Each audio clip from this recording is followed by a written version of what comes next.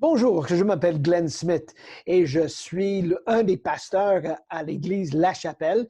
Avec mon épouse Sandy, nous sommes responsables pour la communauté des petits groupes, ce qu'on appelle les 5 à 7. C'est des groupes à vocation missionnaire. Et notre étude aujourd'hui se trouve en Matthieu 5, les versets 13 à 16. Et j'aimerais vous inviter de lire ces textes avec moi au début de cette étude. Le texte est bien connu. Le voilà devant vous. Vous êtes le sel de la terre. Mais si le sel perd sa saveur, avec quoi la lui rendra-t-on? Il ne sert plus qu'à être jeté dehors et piétiné par les hommes. Vous êtes la lumière du monde. Une ville située sur une montagne ne peut pas être cachée. Et on n'allume pas non plus une lampe pour la mettre sur un seau, mais on le met sur son support et elle éclaire tous ceux qui sont dans la maison. Que, de la même manière, votre lumière brille devant les hommes, afin qu'ils voient votre bonne manière d'agir et qu'ainsi ils célèbrent la gloire de votre Père céleste. Nous sommes au début de notre sermon sur la montagne. Et dans nos 2 derniers épisodes, on a examiné cette idée que les gens qui sont bien synchronisés avec Dieu commencent leur relation avec lui. Nous avons 4 béatitudes qui décrivent les gens qui sont bien synchronisés avec lui. Dans les 5 béatitudes qui suivent, nous regardons comment ils agissent, comment ils sont épanouis envers les autres. Mais aujourd'hui, nous arrivons pour le chez soi. Vous comprenez les directions? En haut, vers les gens, chez soi. Et nous avons 3 métaphores qui vont guider nos délibérations lors de cette étude. Encore, je vous invite de procurer la fascicule Suivre Jésus. Dieu nous invite dans une formation de disciples qui transforme. Et beaucoup des choses que nous allons explorer dans les 3 métaphores, la métaphore du sel, la métaphore de la lumière et la 3e métaphore qui est peu discutée, mais qui se trouve dans le texte, c'est que nous sommes appelés à être comme une ville sur une colline. Et aujourd'hui, lors de cette étude, on va examiner comment les gens qui sont bien synchronisés avec Dieu sont bien alignés avec leur arrondissement, avec leur société et avec leur ville. Et nous avons 3 métaphores qui décrivent la vie, les attitudes, le comportement des gens qui suivent Jésus et qui sont ses disciples dans leur arrondissement, dans la société et dans leur ville. La première métaphore, celle du sel, indique l'influence pour bien que nous avons dans nos arrondissements, nos quartiers. Le deuxième métaphore, celle de la lumière, explique l'influence que nous avons pour le bien dans notre société. Et la troisième métaphore, une ville sur une colline, explique le bien que nous pouvons avoir dans nos communautés urbaines. Donc, prenons chaque métaphore à la fois et examinons le texte ensemble. Tout d'abord, qu'est-ce que c'est qu'une métaphore? Une métaphore est fondamentalement une comparaison. Sandy nous a déjà parlé des figures de style dans les textes, surtout lorsqu'on fait une analyse du texte, lorsqu'on fait une étude inductive. Et aujourd'hui, on profite de ces figures de style qui sont les métaphores, les comparaisons. Ceci est comme cela. Et la première métaphore est celle du sel. Donc, je vous invite, et voici ce que nous allons faire. Nous allons tout d'abord répondre à la question, de quoi s'agit-elle, la métaphore? Sel, lumière, ville sur une colline. Deuxièmement, on va expliquer comment cette métaphore est une description du peuple de Dieu. Afin d'arriver, troisièmement, conséquemment. Puis donc, qu'est-ce que ça veut dire concrètement pour nous? OK, commençons avec le sel. Je vous invite, soyons des bons journalistes comme Sandy nous a invités à être lorsqu'on fait une étude inductive. Et plutôt de vous plonger dans un dictionnaire théologique ou dans une encyclopédie théologique, allez dans votre cuisine, sortez un livre de recettes et examinez la définition de l'entité, le minéral, le sel. Moi, je l'ai fait, je l'ai trouvé intéressant. Mais en même temps, profitons de comment le sel a été vu et utilisé dans le judaïsme du deuxième temple à l'époque de Jésus. Lorsqu'on voit le sel aujourd'hui, on pense surtout à un petit cellier avec les petits grains de sel, mais ce n'était pas du tout ça à l'époque de Jésus. Le sel, c'était des grands cristaux. Et il y avait peu de pouvoir ou peu d'attraction pour le goût, pour ajouter un goût à un aimant. Non, c'était plutôt là pour préserver, protéger la nourriture de l'humidité et du chaleur. Mais avec le temps de la journée sous le soleil incroyablement fort en Moyen-Orient, les cristaux auraient disparu tranquillement. Mais la qualité, c'était de préserver, de nettoyer, de préserver. Et il est pour cette raison, en Exode, chapitre 30 et le verset 35, on parle d'une alliance de sel. Mais voici le point qui est central lorsqu'on répond à la question de quoi s'agit-elle cette métaphore du sel? Le sel a la capacité de bénéficier quelqu'un ou quelque chose dans les façons les plus fondamentales. Donc, deuxièmement, comment est-ce que le sel est une description du peuple de Dieu? Notez bien le temps du verbe. Le texte ne dit pas que vous serez ou que vous devrez être. Non, le texte dit vous êtes. Indicatif présent. Donc, nous savons que dans le Nouveau Testament, il y avait un pouvoir dans la métaphore du sel. Le sel était lié à la paix, au shalom. Nous savons que le sel indiquait l'importance de compter le coût. Mais en même temps, Paul dit que dans notre conversation, il faut que ça soit salé. Donc, avoir une discussion, une conversation qui est gracieuse. Donc, conséquemment, troisième chose. Donc, de quoi s'agit-elle, la métaphore? Deuxièmement, comment est-ce que ça, c'est une description? Mais conséquemment, et le texte dit, si le sel est teinté, si le sel perd le goût, et le texte dit, ça ne vaut rien. Ben, c'est très bizarre. Donc, aujourd'hui même, si la nourriture, si le repas, si l'assiette de résistance manque quelque chose, si c'est plate, on ajoute du sel. Mais la pensée ici, c'est que dans la nature de l'Église, dans la nature de la communauté des disciples, ils ont dans leur qualité de personne cette idée de paix, cette idée d'ajouter quelque chose, de faire bénéficier l'arrondissement, de faire bénéficier d'une façon très fondamentale, parce que vous êtes la salle de la terre, le milieu dans lequel vous êtes. Donc, si les cristaux disparaissent, si les cristaux fondent par l'humidité et la chaleur, qu'est-ce qu'on fait? On le jette dehors, on pitonne là-dessus et il disparaît. Donc, la métaphore nous fait penser. Parce que si nous sommes le sel de la terre, de l'arrondissement, comment allons-nous être et agir? Et ça m'a fait penser aux premiers chrétiens, les premières communautés des disciples à Rome.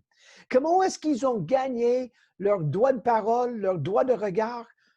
Les premiers chrétiens passaient les soirées et les nuits de traverser leurs arrondissements et ils ont ramassé les cadavres afin de donner un enterrement pour les gens à cause de la valeur, à cause de l'importance de l'être humain. Et la ville a été tellement reconnaissante qu'avant de les reconnaître comme des ecclésias, ils les ont reconnus comme des sociétés qui enterraient dignement les gens. Ils étaient le sel de leur arrondissement.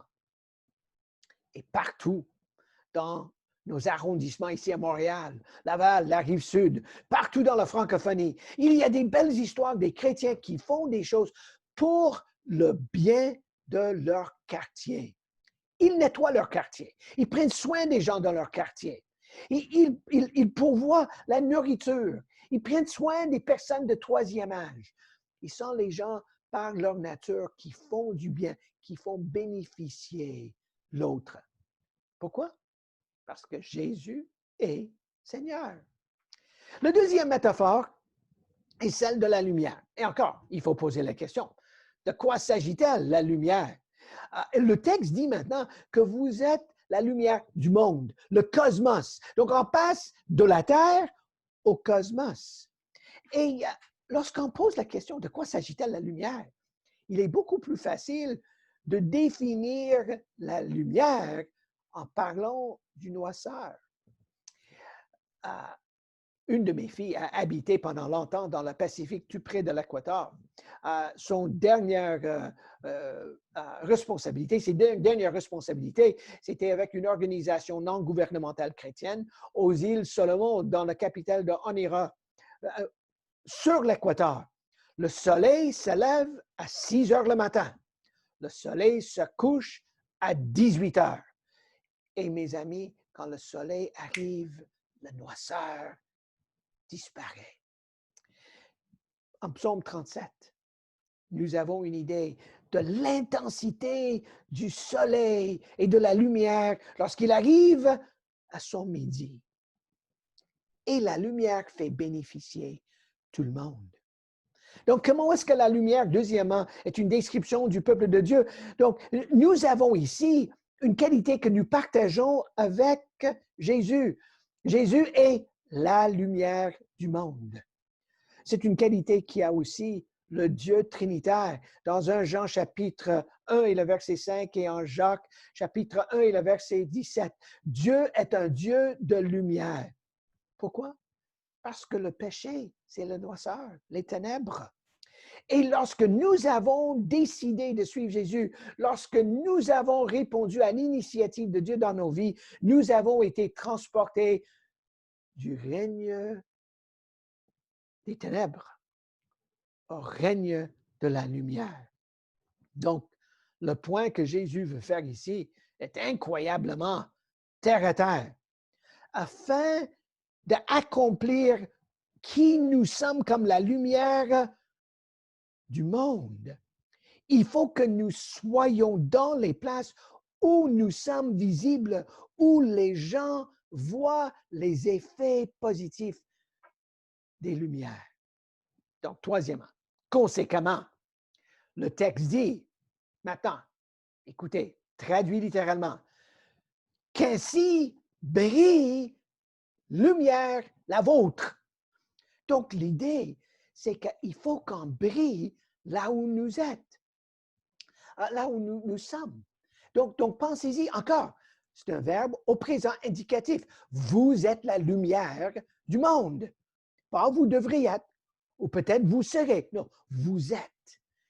Donc, la raison pour laquelle il faut qu'on brille, c'est afin que les gens voient nos œuvres bonnes.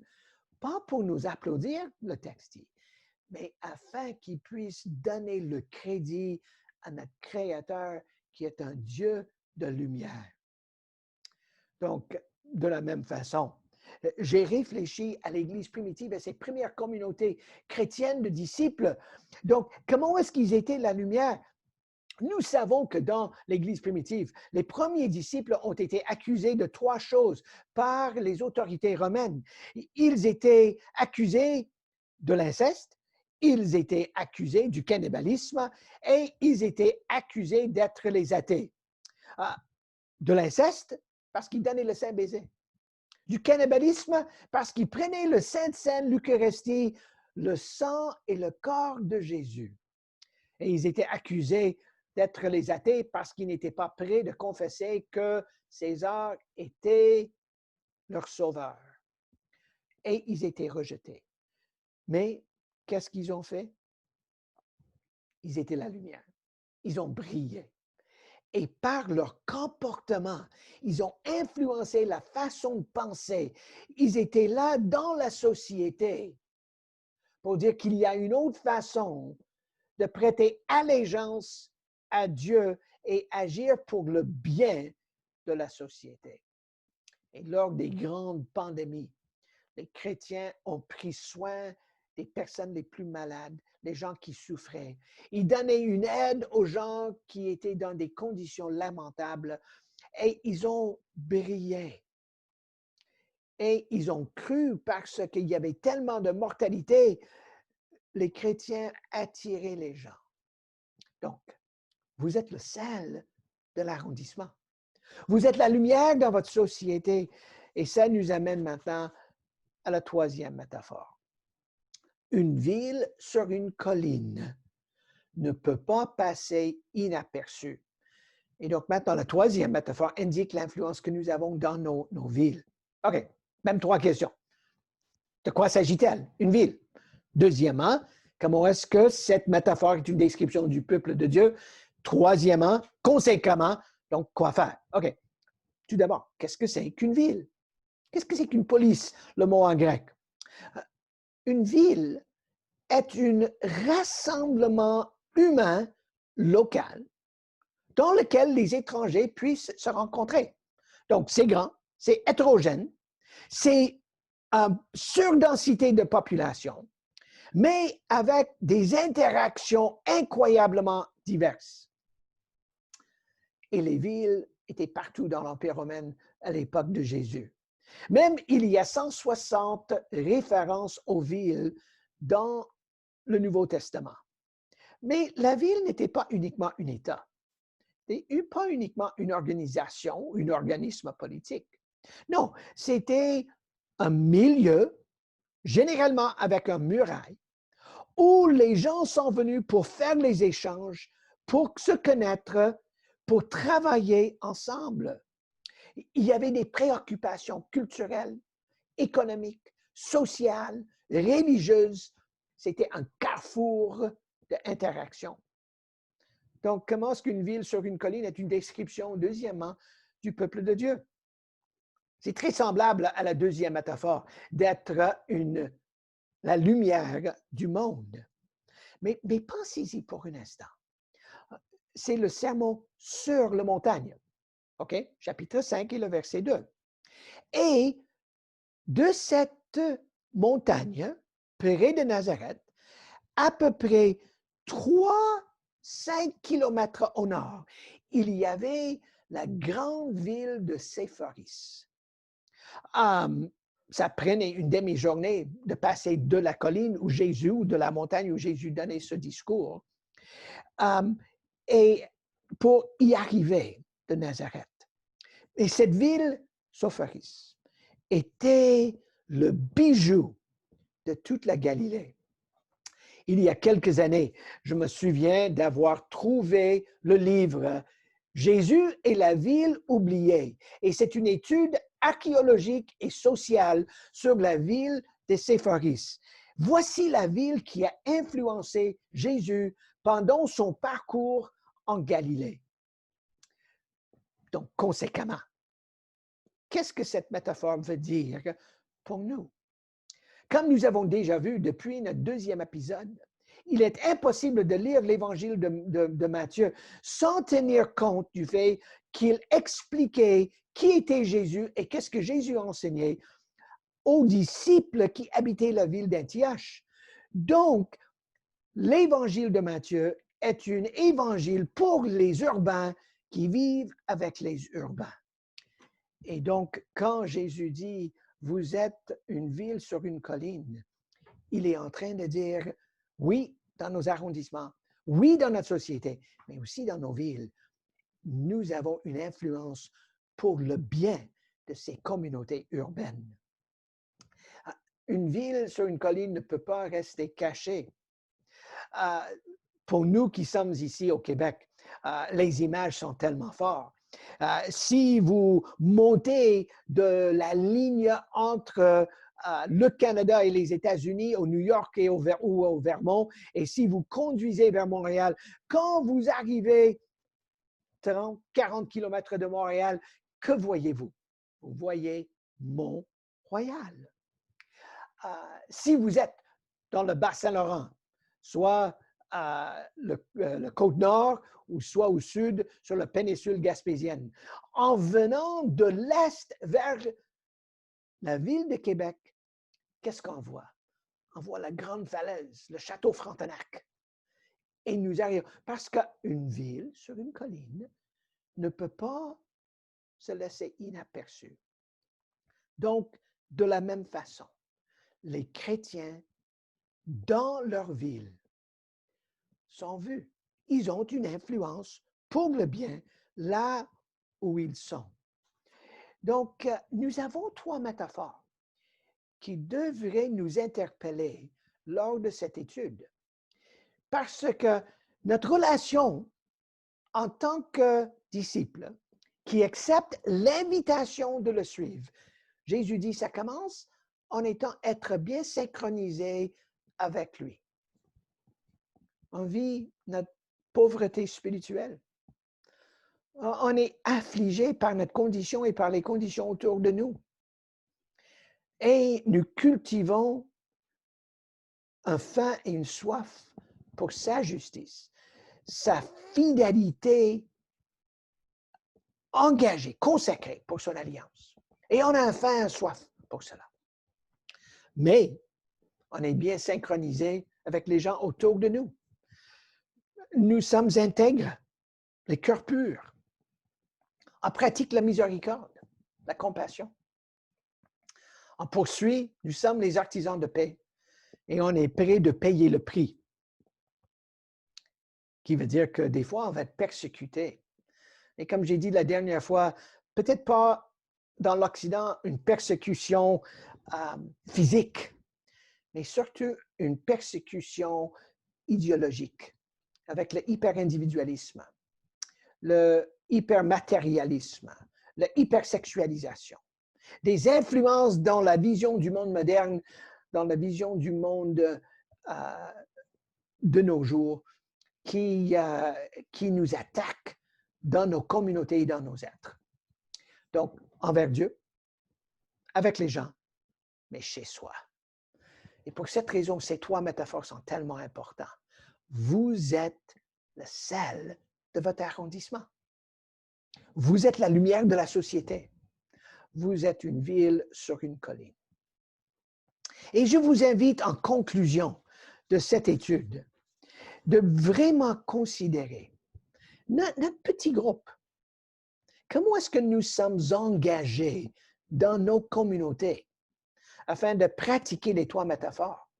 Il est pour cette raison à la chapelle qu'on appelle nos petits groupes, on ne les appelle pas les études bibliques, on ne les appelle même pas les groupes maison, on ne les appelle même pas les groupes de prière. Mais on est des communautés, on étudie la Bible, on prie. Non, on les appelle des communautés à vocation missionnaire.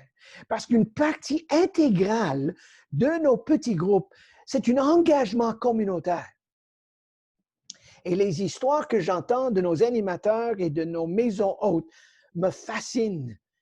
Parce que nous voulons être une église qui n'est pas centrée sur le dimanche.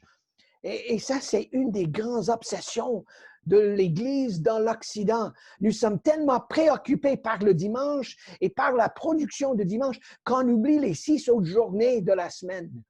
Mais ce que j'aime beaucoup de mon Église, c'est que nous avons un engagement d'être petit, mais avec une vocation missionnaire. J'entends les histoires des animateurs et des groupes qui servent les pauvres, qui visitent leurs voisins, qui font les courses et les emplettes. Ils font les approvisionnements pour les gens les plus pauvres. Voici les gens qui agissent comme bénévoles dans les écoles et dans les cliniques, dans les bibliothèques. Voici les gens qui prennent très sérieusement que le mandat créationnel, enraciné dans l'alliance, c'est de bien un alignement entre nos arrondissements, notre société et nos villes avec les bonnes intentions de Dieu dès le début. Et en conclusion à notre étude, je vous invite, avec votre petit groupe, de dire, OK, comment allons-nous nous engager dans nos communautés afin de refléter que nous sommes le sel de la terre, la lumière du monde et une ville sur une colline. Permettez-moi de prier pour vous. Père Céleste, merci que tu nous as choisis. Tu nous as élus d'être ton Église dans le monde afin de ramener le monde déchu et de le bien aligner avec ce que tu désires dès le commencement. Merci que tu es juste, tu es fidèle et tu nous utilises pour ta gloire. Et nous prions ces choses dans ton saint nom en tant que notre Dieu trinitaire. Amen.